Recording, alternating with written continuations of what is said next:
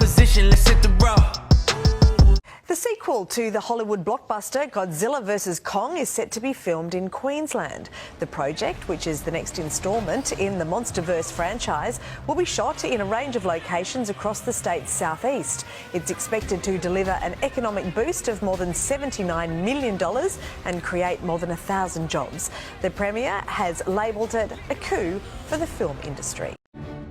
And there you have it, very juicy information that just happened about 2 days ago.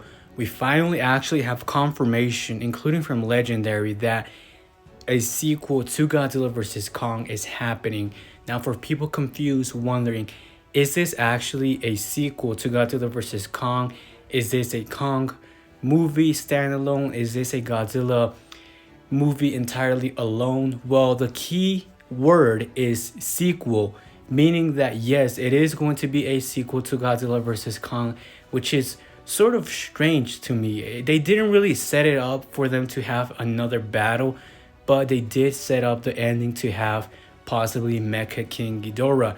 How can this actually work? Well, remember, Ghidorah is an alien form species out of this world. Like in previous events, remember, after Mechagodzilla was destroyed, they made Mecha King Ghidorah from his remains, which makes a lot of sense. For the villain, I honestly see 3 possibilities. Number 1, it's Mecha King Ghidorah. Remember, even after his death, meaning there's no flesh on Ghidorah, there's still some way of communication through his bones because he's an alien form. That's information that was covered in the book, that really Ghidorah never really dies. Even if it's only bones remaining, there's always some type of life form within him, and that's how he was able to take control over Mechagodzilla 2021. With that being said, Apex or Monarch can rebuild Mecha King Ghidorah from the remains of Mechagodzilla, turning it into the brand new Mecha King Ghidorah for the MonsterVerse version. And over time,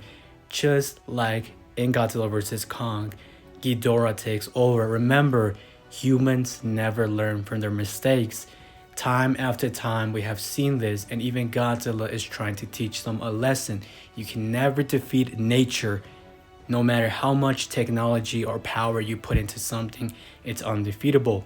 Now, the second option is Destroya. Why is Destroya a possibility in the MonsterVerse? Very simple. If you're a Godzilla fan, you'll know this Easter egg and you'll know the events that happened in Godzilla King of the Monsters. When there was a battle between Godzilla and Ghidorah, the military attacked them with the Oxygen Destroyer, or shall we say Monarch. This is setting up everything perfectly for a possible MonsterVerse Destroya, with all of the mutation that could happen throughout the ocean with fishes, crabs especially, or lobsters. Anything is possible with Destroya. It gives a lot of time for Destroya to develop, because the events for Godzilla King of the Monsters and Godzilla vs Kong, there's a time skip between those movies, and especially for the next sequel. By this time, possibly Destroya is already developed into something more large. It makes perfect sense for Godzilla and Kong to unite together against this possible Destroyer type of form that could be happening in the MonsterVerse universe for Destroya. I would definitely love to see this happen and to see what could happen in the future, because all doors are definitely open for those famous monsters that Godzilla has faced off in the past, obviously for Toho. Now, the next one is obviously Space Godzilla. Now, you might be wondering, well, there was no hints as to a Space Godzilla or anything to do with Space Godzilla. Now, let me tell you something. If you picked up the art book for Godzilla vs Kong, there's definitely a big Easter egg setting up the next villain for Godzilla in the next movie, which makes perfect sense. Space Godzilla. Why? Well, there was this specific page where you see multiple Godzillas and Kongs uniting together to face off against this really strange creature or monster that seems to resemble Godzilla with wings, almost like Burning Godzilla.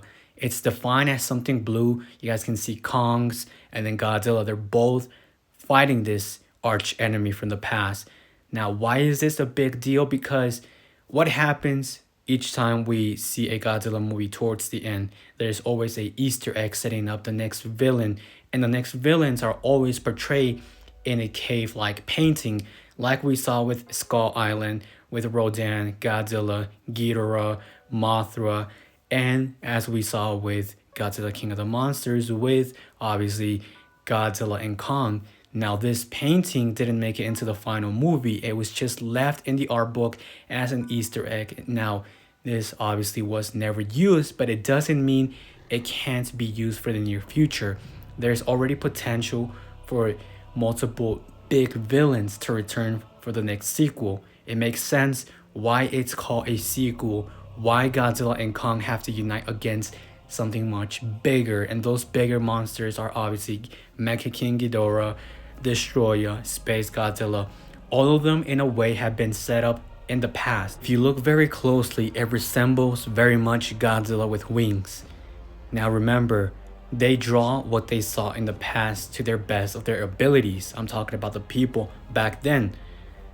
What else has wings? What else can actually fly that is Godzilla? We're talking about Space Godzilla. It makes sense. Look in the background, you see stars, you see the sky. You can already take this material and apply this to the sequel. I think all three of them make very much sense to me.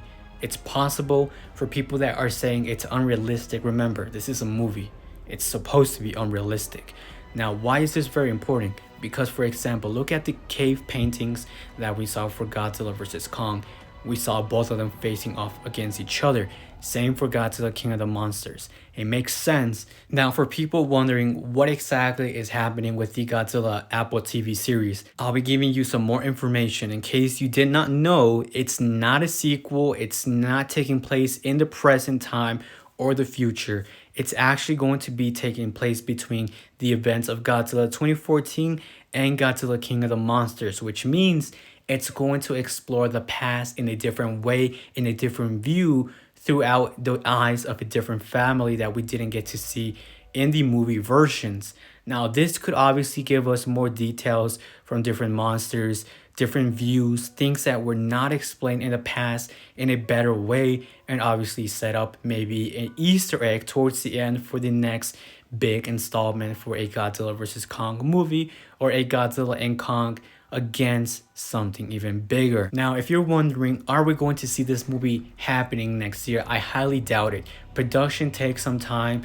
It usually takes up to 3 to 4 years to develop a great movie, and I really doubt it's going to happen next year. If it does, it would be very lucky for us to have a movie for Godzilla happening next year. Now, this is my personal opinion, but I believe we should get the Apple TV series first, and then we should get the official movie afterwards. That way we do have a better understanding what happens in the past, setting up the future for a great Godzilla movie. Now, I don't know if Godzilla and Kong are going to face off against each other. I highly doubt it. Lots of people were thinking, why would they face against each other again? I thought they handled their problems already. I thought that was already resolved. I honestly don't think we're going to see that happen anytime soon again. We know that Godzilla is obviously the winner. He is the alpha. In my eyes, it honestly makes sense that it's going to be a team up this time around.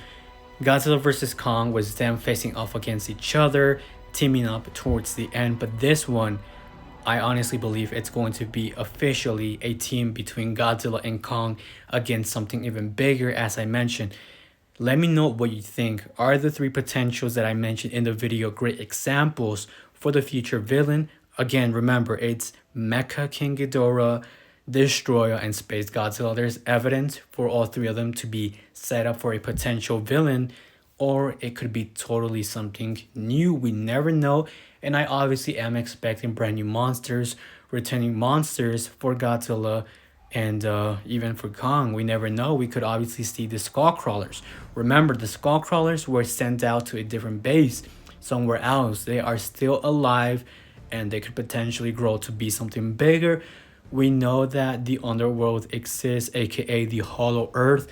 There's so much things that can happen for the near future, but obviously those three villains are what I'm calling right now. I honestly cannot see anything else besides those three main villains happening right here, right now. Let me know your thoughts. Let me know if you agree or disagree, and let me know what other monsters you believe could be set up and what makes sense. Thank you for watching. This is RubiGamingx. I'm out.